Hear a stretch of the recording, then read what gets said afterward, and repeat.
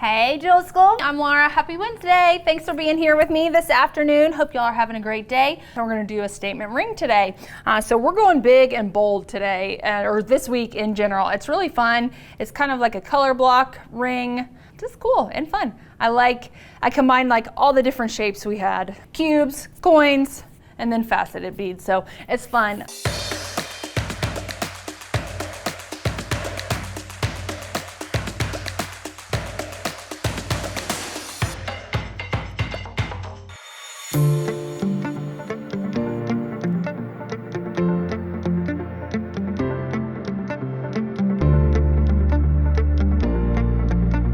Let's talk about what we're using today. Today we are using the coin beads. That's our focal bead of the day. Check those out. I'm also using faceted rondelles. Those are the little gold beads on there. It's a really cool set because it comes with silver tone, rose tone, and gold tone. So those are those spacer beads that we're using. And then we're using, they're 3.5 to 4 millimeter. They're fantastically cut, drilled. They're like micro faceted. They've got just this really cool faceting on them that's kind of diamond faceting. They've got great drill holes. They're just fun. They're kind of like a pillowy cube a little bit. Wire, I'm using 22 gauge to make the ring. I like 22 gauge for rings. I do a little bit like heftier of a shank with the 22 gauge. I just think it's a little easier on our hands, a little easier to work with. And then we're gonna use 26 gauge to wrap the coin in that halo, that color blocked halo with the cubes and the faceted beads. Tool wise, I've got a flush cutter, chain nose plier and a flush cutter, and I've got my mallet and my ring mandrel. I borrowed this from Susan's desk. Without further ado, let's make a ring. Sometimes I use 20 gauge, but I really have gotten to where I prefer 22 gauge with a ring. I just think it tightens up better. You can work hard in 22 gauge, just as much as your 20 gauge, so you can get it hard and and it will retain its shape.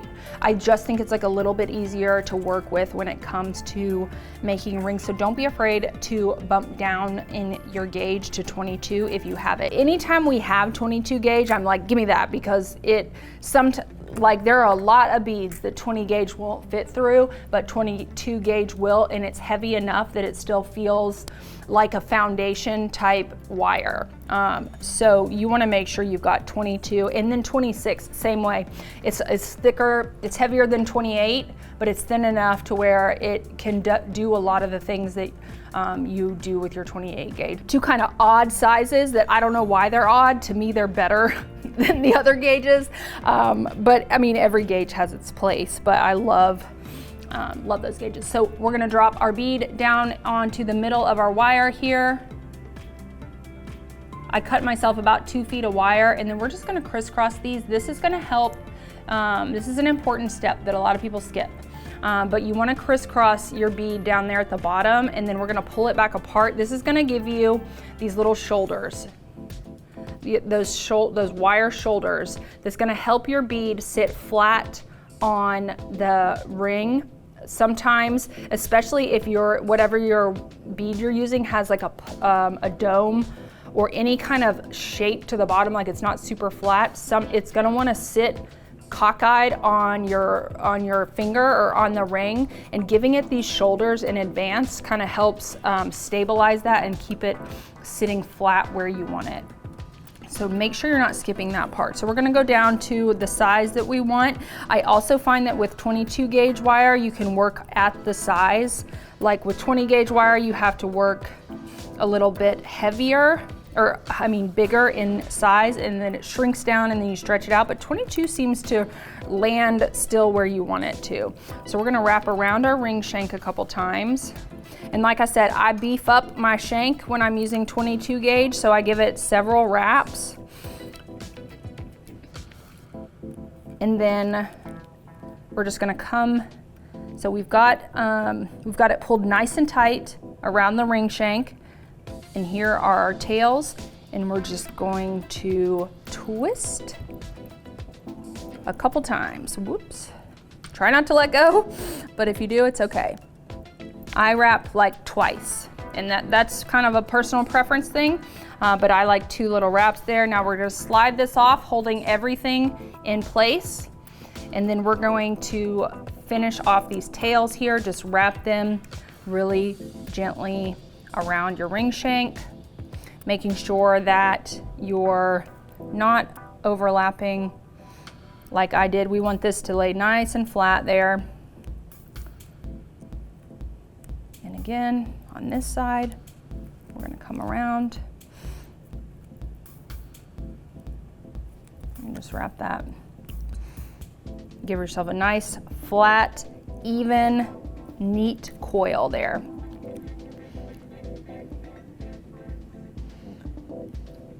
And we're a little cockeyed. There we go.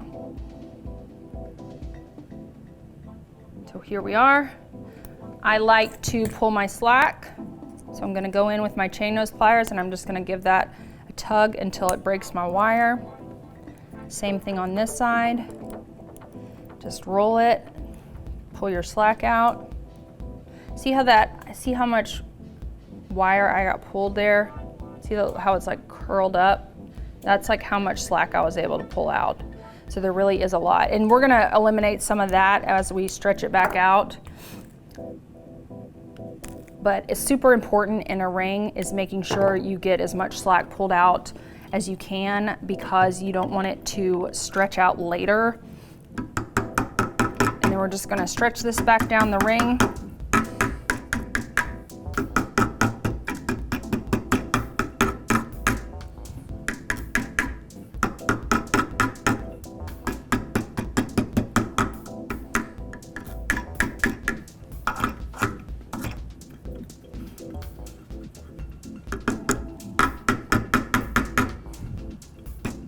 Just keep hammering really gently. Now we're gonna pop this off and we're gonna flip it around. We wanna make sure that we're always stretching from the other direction too. That way you don't have a tapered shank. So we wanna stretch all the sides out evenly.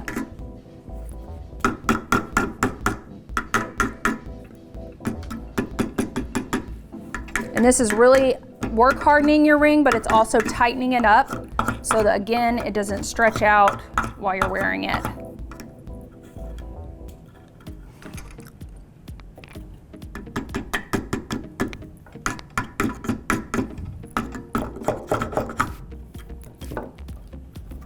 All right. Pretty, huh? She's pretty just like she is. But we're gonna jazz it up a little bit. We're going to add a halo. So we're going to cut like 1.5-ish of our 26 gauge wire. And okay, you see how that wire that's going up into the bead right there. I'm gonna try to wrap right around there. So I'm gonna pull my end through there.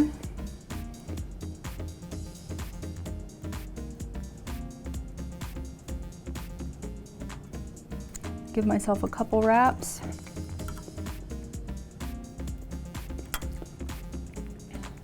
One more time through and then we'll be good to go.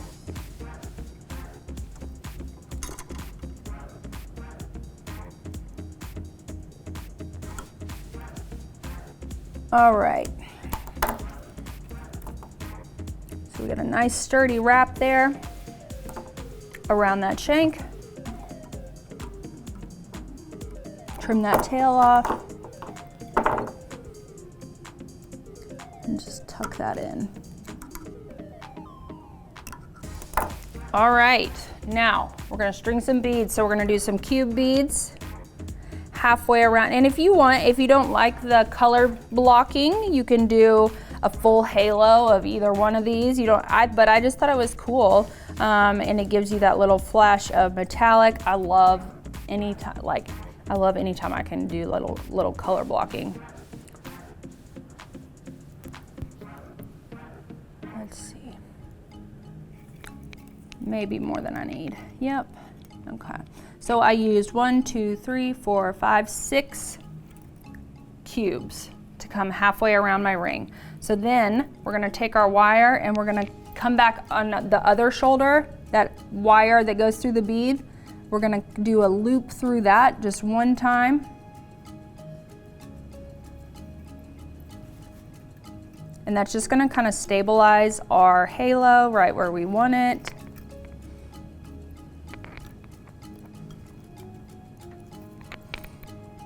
So get that pulled nice and tight on there so that your coins aren't, or your cubes aren't moving. And now we are going to add some faceted beads. And it just was like another shape, another size, just another way to add a little bit of visual interest to the ring.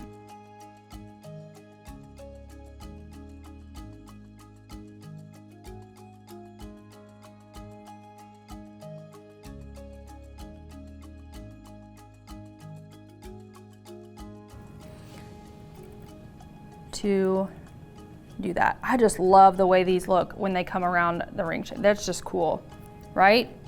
So cool. Okay, how many did I get? 1, 2, 3, 4, 5, 6, 7, 8, 9, 10. All right, so now holding that tight, we're gonna come back through there.